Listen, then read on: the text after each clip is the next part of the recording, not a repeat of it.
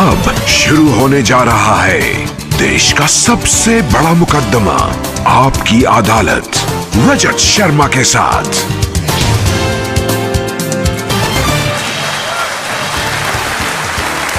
नमस्कार, आपकी अदालत में आपका बहुत बहुत स्वागत है। आपकी अदालत में हम ऐसे लोगों को इनवाइट करते हैं जिनको लेकर जनता के मन में उत्सुकता रहती है, जिनसे लोग सवाल पूछना चाहते हैं, जिनके बारे में लोगों के मन में क्यूरियोसिटी होती है। पिछले दिनों मैं जहां भी गया, लोगों ने मुझे एक शख्स के बारे में कहा, आप इन्हें आपकी अदालत में बुलाइए, और मैं भी सोचने के लिए मजबूर हो गया, ये कौन है जिसके बारे में हर पब्लिक फंक्शन में लोग मुझे कहते हैं, जिसके बारे में लोग मैसेज भेजते हैं, दर्शकों की बार बार मांग आती है। पता किया, इनकी सोशल मीडिया पर काफी फॉलोइंग है। जब ये अपने घर से बाहर निकलते हैं तो सड़क पर ट्रैफिक जाम हो जाता है, लाखों लोगों की भीड़ इकट्ठा हो जाती है। इस शख्स को आपकी अदालत में आमंत्रित कर रहा हूं। प्लीज वेलकम बागेश्वर धाम के प्रमुख धीरेन्द्र कृष्ण शास्त्री।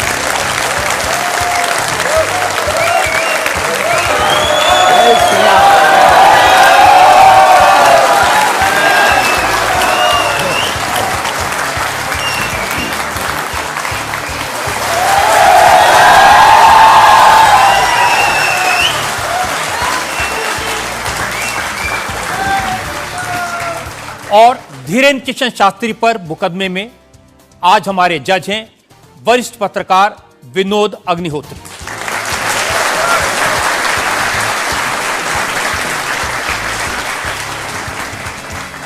इससे पहले कि मुकदमा शुरू करें, इल्जामात सवालात का सिलसिला शुरू करें, आज के जज विनोद अग्निहोत्री की इजाजत चाहेंगे आज की कार्रवाई शुरू करने के लिए। इजाजत है मुकदमा शुरू करने की। और इससे पहले कि पहला इल्जाम लगे शास्त्री जी पर, एक नजर डालते हैं शास्त्री जी के लाइफ पर। आजकल पूरे देश में बागेश्वर धाम के प्रमुख धीरेन्द्र कृष्ण शास्त्री की बहुत चर्चा है। कोई उन्हें चमत्कारी कहता है, कोई उन्हें अंतर्यामी कहता है, कुछ लोग उन्हें पाखंडी कहते हैं, लेकिन धीरेन्द्र कृष्ण शास्त्री खुद को पक्का सनातनी बताते हैं। अब हिंदू एक हो जाओ, सनातनी एक हो जाओ, यही हम चिल्ला रहे हैं कब से। शक्ति का प्रभाव दिखाना यही हमारा उद्देश्य है। धीरेन्द्र कृष्ण शास्त्री का दावा है कि उनके ऊपर बजरंगबली की विशेष कृपा है। वो भक्तों का दुख दर्द सिर्फ अपने इष्ट तक पहुंचाते हैं। चूंकि भक्तों पर कृपा बरस रही है, इसलिए धीरेन्द्र कृष्ण शास्त्री का प्रताप भी बढ़ रहा है। उनके भक्तों की संख्या अब लाखों में है। धीरेन्द्र कृष्ण शास्त्री सिर्फ 26 साल के हैं। साल 2 साल में ही बागेश्वर धाम के पीठाधीश्वर के रूप में वे विख्यात हो गए। अब बड़े बड़े मंत्री और अफसर भी उनके दरबार में हाजिरी लगाते हैं। धीरेन्द्र कृष्ण शास्त्री सबसे पहले नजरों में आए जब संस्कार टीवी पर उनकी भागवत कथा दिखाई जाने लगी। फिर वो चमत्कार भी दिखाने लगे। 21वीं सदी के इस कथावाचक के वीडियो आजकल हर मोबाइल में है। बाबा इंस्टाग्राम से लेकर फेसबुक तक हर जगह छा चुके हैं। जैसे जैसे धीरेन्द्र कृष्ण शास्त्री की लोकप्रियता बढ़ी तो विवाद भी सामने आ गए। धीरेन्द्र कृष्ण शास्त्री का दावा है कि वो कोई पैसा नहीं लेते। जो उनके दरबार में आना चाहता है उसे सिर्फ हनुमान जी के यहाँ नारियल बांधकर अर्जी लगानी पड़ती है। धीरेन्द्र कृष्ण शास्त्री एक अच्छे वक्ता हैं। अब उनका संकल्प है कि वो सनातन धर्म को घर घर पहुंचाएंगे और भारत को हिंदू राष्ट्र घोषित करवाएंगे। आपकी अदालत में धीरेन्द्र कृष्ण शास्त्री अपना मुकदमा खुद लड़ेंगे। तो आइए शुरू करते हैं आज का मुकदमा। आपकी अदालत में पहला इल्जाम धीरेन्द्र कृष्ण शास्त्री पर। आपकी अदालत में बागेश्वर धाम के प्रमुख धीरेन्द्र कृष्ण शास्त्री पर आरोप है कि ये पब्लिसिटी के लिए स्टंट करते हैं। शास्त्री जी, बहुत सारे लोगों ने मुझे कहा कि आपको आपकी अदालत में बुलाएं, सोशल मीडिया पर आपकी मैंने देखा बहुत लंबी चौड़ी फैन फॉलोइंग है, 40 लाख लोग आपको फॉलो करते हैं। बहुत सारे वीडियोस मुझे लोगों ने भेजे। आप सड़क पर निकलते हैं तो चारों तरफ भीड़ लग जाती है। तो एक वीडियो मैं जनता को दिखाना चाहता हूं जो आपके लोगों ने मुझे भेजा है।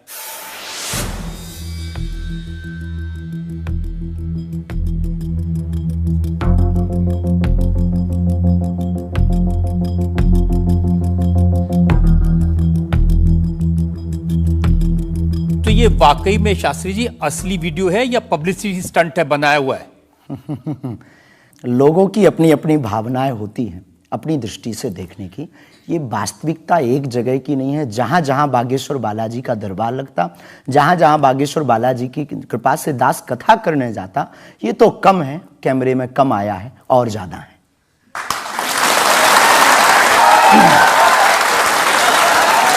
लेकिन 26 साल की उम्र में इतनी चर्चा, इतनी पब्लिसिटी, ऐसा क्या है आप में? जिसका गुरु बलवान होता है, चेला पहलवान होता है। जो लोग कहते थे ईश्वर नहीं होते या भगवान नहीं होते, हमारी दृष्टि में इस छोटे से गांव से, गढ़ा गांव, मध्य प्रदेश के बुंदेलखंड में एक छोटा गांव गढ़ा है। गढ़ा में रहने वाला एक छोटे परिवार का बालक धीरेन्द्र कृष्ण अगर यहां तक पहुंच सकता है बालाजी की कृपा से, तो भारत का प्रत्येक व्यक्ति भगवत कृपा से कहीं भी पहुंच सकता है। आपने ये नहीं बताया कि यहां तक कैसे पहुंच गए हैं। ये जो लोग हैं, जो फॉलो करते हैं, जो आपके बारे में इतनी बातें करते हैं, ये क्यों करते हैं? क्या है आप में? बागेश्वर बालाजी की कृपा वो सब पर है।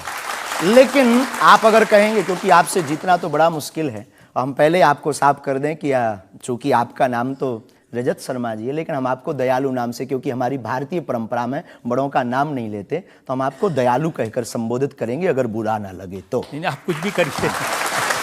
वैसे हम आपके यहाँ आज मेहमान हैं, तो ये हमारा अधिकार भी है। तो दयालु जी, हमारे ऊपर, सबके ऊपर बागेश्वर बालाजी की कृपा है। लेकिन हमने अपने गुरुदेव की जो चरणों की सेवा की, उस सेवा के माध्यम से ऋषि परंपरा की जो मंत्र विधा हमको प्राप्त हुई है, वो हमारे पास एक ऐसी अनूठी है जिससे पूरा विश्व की मंगल कामना भी करते हैं। पूरा विश्व अपनी समस्याओं के समाधान के लिए गुरु के नाते बागेश्वर धाम चला आता है। शायद इसीलिए लोग हमारे पास आते हैं। मैंने तो ये देखा कि जब से आप संस्कार टीवी पर आना शुरू हुए और लोगों ने आपके प्रवचन सुने, उसके बाद लोकप्रियता बड़ी तेजी से बढ़ने लगी। हाँ, ये कह सकते हैं माध्यम है, परंतु देखो साधन है, साध्य नहीं। दरबार 3 पीढ़ी से लग रहा, हमारे दादा गुरु जी भी लगाते थे, हम भी 11 साल से लगा रहे। नजर आपकी आज पड़ी है अब इसमें, और हमें ये लगता है कि इसमें ये हमारी गलती नहीं है, देखने वाले की गलती है। बड़ी देर से देखा है हमें, हम तो पहले से ही गुरु कृपा से चमकदार थे। मुझे तो लग रहा है बहुत जल्दी देख लिया आपको, अभी तो आपकी उम्र ही कुछ नहीं है। हम उस परंपरा से हैं, जब 5 वर्ष की अवस्था में ध्रुव जी लीला कर सकते हैं, प्रहलाद जी लीला कर सकते हैं, तो हम 26 साल में क्यों नहीं लीला कर सकते? तो आपने क्या क्या लीलाएं की हैं? कोई ऐसी लीला नहीं की जिसमें हम फंसे हैं, लेकिन आपकी अदालत में आए हैं, तो आपके उसमें आप जो कह रहे हैं, तो हमारे जीवन में गुरु कृपा से जो जो किया सब सनातन के लिए किया, और केवल सनातन के लिए करें। लीला का मतलब ये, हम कोई ईश्वर नहीं है, हम कोई भगवान नहीं है। साधारण जैसे ये इंसान है, वैसे हम मानव हैं, हम में कोई अलग नहीं है। बस हमने अपनी परंपरा को ठीक से जाना, ये अलग है। आप जब स्कूल में पढ़ते थे तो जैसे बाकी छात्र होते हैं ऐसे ही थे लगभग, और मास्टर जी कहते थे ये स्कूल में ना आए तो अच्छा है, इतना शरारती है? हाँ, उपद्रवी तो थोड़ा थे, क्योंकि हम जाते थे तो एक तो बहुत कम जाना होता था, लेकिन बहुत गंभीर और सौम्य भाव से हम जाते थे, और लोगों की भावनाएं हमारे पास रहती थी। चूंकि हमारे दादा गुरु का नाम बहुत प्रसिद्ध था, तो दादा गुरु के कारण लोग हमको भी प्रेम देते थे, स्नेह देते, दुलार देते। हमारे दादा गुरु जी को हनुमान जी का 2 बार साक्षात्कार हुआ, ऐसा हमने माना, और उनके अनुयायियों ने माना। तो हम जब स्कूल में जाते थे, तो बचपन से ही बड़ी कृपा थी, तो लोग, बच्चे हमारे पास आते थे, सब क्लासें एक साथ हो जाती थी, 9वीं 10वीं 8वीं सब एक हो जाती थी, जिसमें हम बैठते थे। अच्छा महाराज जी बताइए हमारी कितनी परसेंटेज बन रही है? तो हम वो बचपना उस वक्त ऐसा भाव रहता था दिखाने का। अब तो बहुत गंभीर हो गए, लोगों ने कह करके हमें बड़ा गंभीर बना दिया। तो वो भाव रहता, अच्छा ठीक है तेरी प्यारे 56% बन रही और मेहनत कर 60 हो जाएगी। तो कौन हनुमान जी बताते थे कितनी परसेंटेज? गुरु प्रेरणा हमसे कोई शक्ति बात नहीं करती है, कोई सामने नहीं हमारे पास बैठती है, हमें तो अनुभव होता है, प्रेरणा होती है। जो ऋषि परंपरा में प्रेरणा है, जो हमारे भारत में अनेकानेक महापुरुष, तो हमको प्रेरणा लगती है, ऐसा अनुभव होता है कि ऐसा होगा। जैसे हमें प्रेरणा लग जाती है कि ऐसा होगा, वो हम लिख देते हैं और इष्ट कृपा से और अपने इष्ट के प्रति आस्था से वो बात सत्य निकलती है। हमारा जीवन भी बड़ा अभाव से गुजरा। एक छोटी झोपड़ी रहती थी, वो भी झोपड़ी कच्ची झोपड़ी, उसमें पिताजी रहते थे, हमारी माँ, हमसे छोटी बहन और उससे छोटा भाई, 5 लोग उसमें रहते थे। उसी में भगवान को स्थान था। दादा गुरुजी निर्मोही अखाड़ा से साधु थे, तो उन्हें परिवार से ज़्यादा मतलब नहीं था। तो बड़ा अभाव में गुजरा हमारा जीवन, बहुत विचित्र स्थितियों में गुजरा। लेकिन अभाव ने प्रभाव की महिमा बताई और आज प्रभाव ने हमें अभाव की महिमा बताई। तो आप कह रहे हैं कि जब छात्र थे तो साधारण छात्र थे जैसे बाकी बच्चे होते हैं, वैसे आज घर परिवार वैसा था जैसे बाकी लोगों का होता है। कोई नई बात नहीं, कोई ऐसा, हम कोई ईश्वर नहीं है, हम संसार से कोई अलग से ब्रह्मा जी की फैक्ट्री से सेट नहीं भये। हम जैसे दुनिया है वैसे हम हैं। बस गुरु परंपरा और हनुमान जी की कृपा क्या होती है, शायद हनुमान जी ने और गुरु ने हमको चुना ये ललकार कर बताने के लिए, हमें लगता है हमारा। इस देश में तो बहुत सारे लोग हैं जो हनुमान जी के भक्त हैं, करोड़ों लोग। हाँ, मंगलवार को शनिवार को मंदिरों में जाते हैं, व्रत रखते हैं, प्रसाद चढ़ाते हैं। तो हनुमान जी ने आपको क्यों पकड़ा? कुछ ज्यादा ही घनिष्ठता होगी हमारी, उनको ज्यादा मोहब्बत हम पर आई होगी। लेकिन इस करोड़ों लोगों में हनुमान जी के लाखों भक्त हैं। उन्होंने अपने लिए मांगा और हमने पूरी विश्व के लिए मांगा। इसीलिए हमें लगता है कि हम में और बाकियों में अंतर है। देखिए आपने क्या मांगा, इसके कुछ वीडियोस मैंने देखे हैं। वाह। आप लोगों से कह रहे हैं कि आपके पास जितना चाहे दान दे दो, अपना मकान दे दो, फ्लैट दे दो, बंगला दे दो, घोड़ा दे दो, गाड़ी दे दो, सोना चांदी, बैंक एफडी, मंगलसूत्र, अंगूठी, लुगाई लड़का छोड़ के सब मुझे दे दो। ये हमारा डिस्क्लेमर रहता है दरबार के पहले का। लोगों को जो भावनाएं रहती हैं कि गुरु परंपरा के लोग और साधु लोग दरबार इसलिए लगाते हैं, भगवान को इसलिए रखते हैं कि ये कमाई का जरिया बनाते हैं। और हमने अपने दरबार में बैनर लगा करके वो माइक पर ठोक करके बोलते हैं कि यहाँ किसी भी प्रकार का शुल्क, फीस, दक्षिणा नहीं लगता। पर अगर तुम शिष्य मानते हो अपने आप को और हम गुरु हैं, तो गुरु परंपरा के नाते अगर कुछ भी तुम दे दो, अगर आप भी इंडिया टीवी का ये हाउस हमारे नाम करें, हमें कोई दिक्कत, हमें कोई दिक्कत, और लेते भी हैं। लेना बुरा नहीं है, उपयोगिता बुरी है। लेकर के उसका सदुपयोग करते या दुरुपयोग करते। हम लेते हैं, कोई अगर देता है तो स्वीकार करते गुरु के नाते। हम उस परंपरा से हैं जहां अंगूठा तक दान गुरु को दे दिया जाता है, हम भी लेते हैं। कितना कमा लेते हैं? हमारी तो कोई फिक्स कमाई नहीं है, क्योंकि हमारी कोई कंपनी या बिजनेस नहीं है। कोई चढ़ा जाता है, हमारे पास करोड़ों सनातनियों का प्यार, लाखों करोड़ों लोगों की दुआएं, हजारों संतों का आशीर्वाद, इतनी कोई हमारी हिसाब कमाई किताब तो रखता होगा ना कि कितना पैसा आया। जितने सनातनी उतनी कमाई, हिसाब आप लगाओ।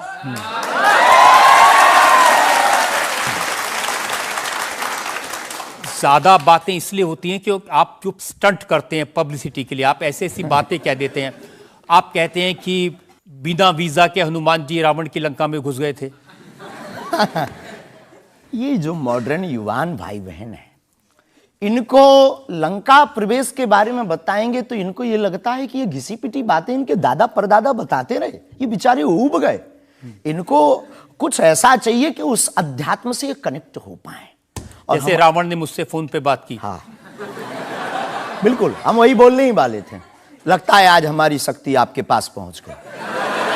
तो हमें आपको समझाना है, रावण से फोन का बात का मतलब सबके अंदर रावण बैठा है। कोई ऐसा दुनिया में नहीं जो गलत कृत्य देख रहा, गलत कर रहा और सच जानते हुए चुप है, वो रावण की दृष्टि का आदमी। तो हनुमान जी लंका गए, इसको इन युवानों को कैसे जोड़े? इन्हें तो वीजा, पासपोर्ट, फॉरेनर ये शब्द पता है, तो इनसे कनेक्ट करने के लिए हमारा अध्यात्म इतना विशाल और इतना अथाह है कि उसमें कुछ भी आप डाल दो वो आप स्वीकार सोच रहे हैं करेंगे। कि आपको अध्यात्म पता है, इनको नहीं पता। इस देश ऐसा की नहीं जनता हमने को कहा। आपसे ज्यादा अध्यात्म पता है। ऐसा हमने नहीं कहा। हमें अपने हिसाब का पता है, उन्हें अपने हिसाब का। वो अपने में श्रेष्ठ हैं, हम अपने में अब जो कोशिश कर रहे हैं विद्यार्थी। हमने ऐसा कभी नहीं कहा कि हम श्रेष्ठ हैं, और ये आरोप हमें नहीं लगता कि ठीक है। आपका ये कहना कि मेरे पास एक गधा है जिसमें वाईफाई है और वो प्लेन में भी वाईफाई चलता है, ये मजाक की बातें नहीं है। लोगों की दृष्टि से, भावनात्मक दृष्टि से देखा जाए तो ये बहुत गहरा विषय है। मजाक की दृष्टि से अगर कोई देखेगा तो देखो, जाकी रही भावना जैसी प्रभु मूलत देखी तिन तैसी।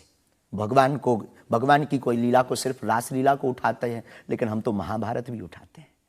तो अपनी अपनी दृष्टि है, हम ये मजाक में नहीं कहते। हम उनको बताना चाहते हैं कि हमारे देवी देवताओं से जो हमारे इष्ट की परंपरा की जो निशानी है वो अगर नज़दीक रहे, गुरु की निशानी अगर नज़दीक रहे, माता पिता की बातों की निशानी नज़दीक रहे, तो बेटा कभी गलती नहीं करेगा, वो 4 चांद लगाता रहेगा। शास्त्री जी, इसको कहते हैं आप अंधों के शहर में आईना बेचने की कोशिश कर रहे हैं।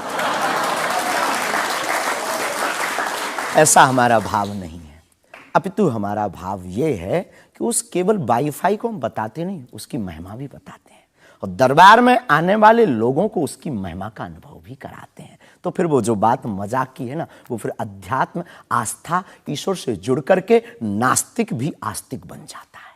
देखिए, आपको भोले भाले लोगों को बताना चाहिए कि भाई ये मैं मजाक में कह रहा हूं, विनोद हम कहते भी हैं।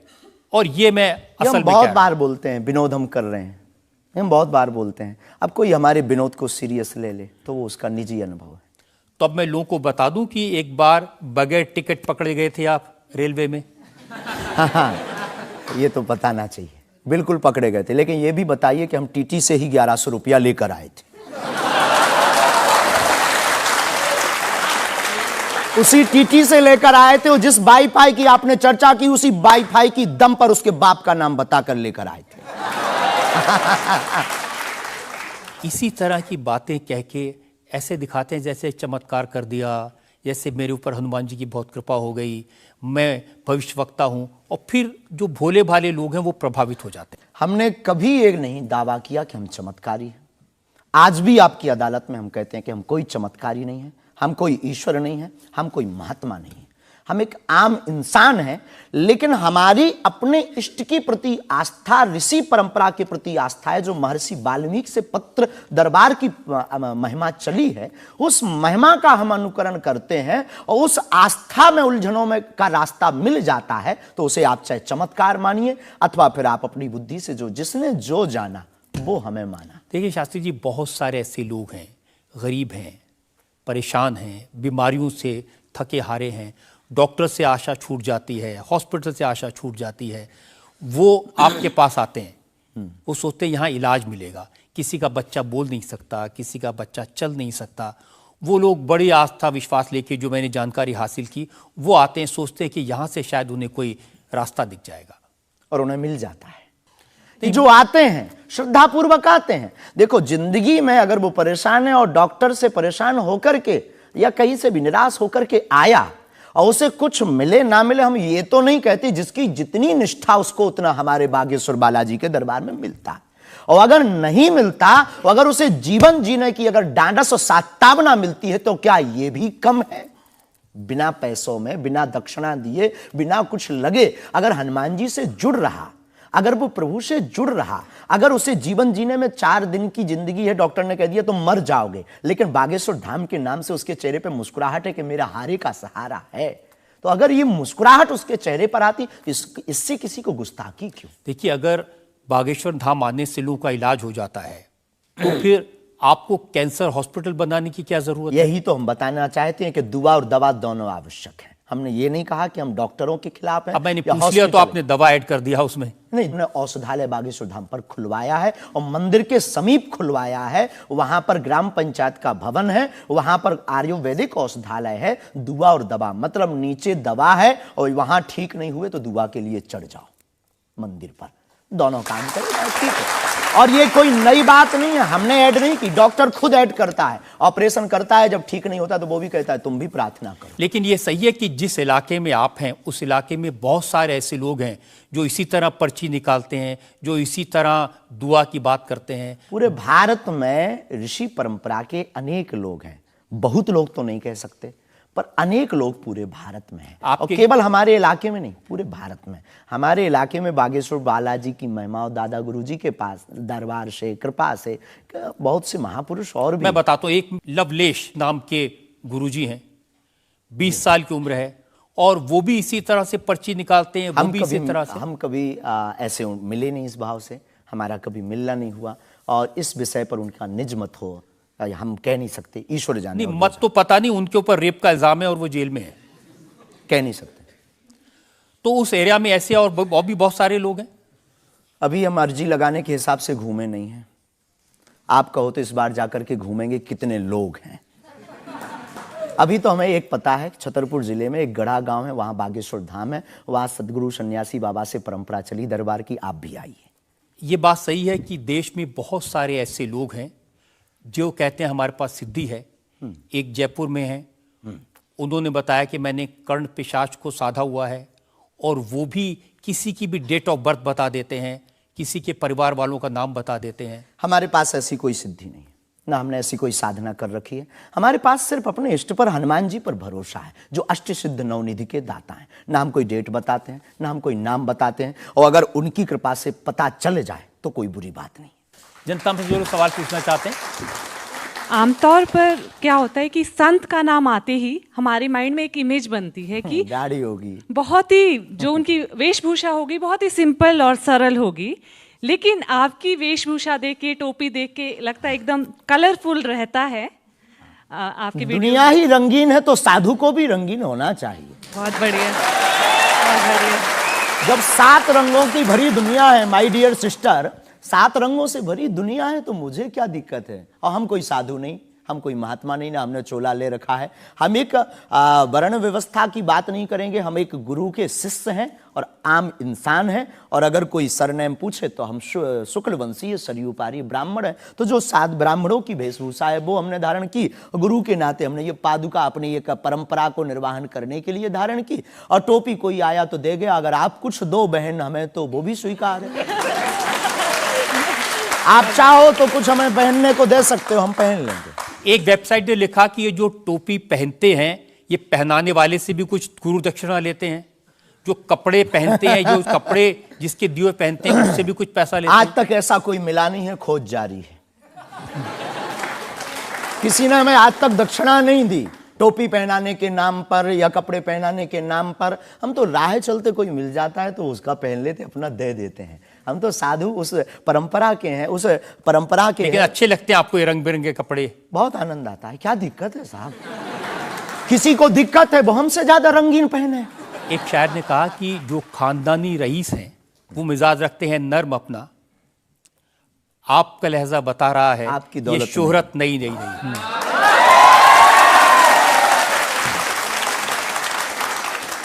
लोगों को लगता है, हमें लगता है कि हमारे जीवन में न हमें धन प्रिय है, न मान प्रिय है, न सम्मान प्रिय है, हमें हनुमान प्रिय है। और हमने जब से जन्म लिया तब से हम धनवान हैं, क्योंकि हमारे हनुमान हैं।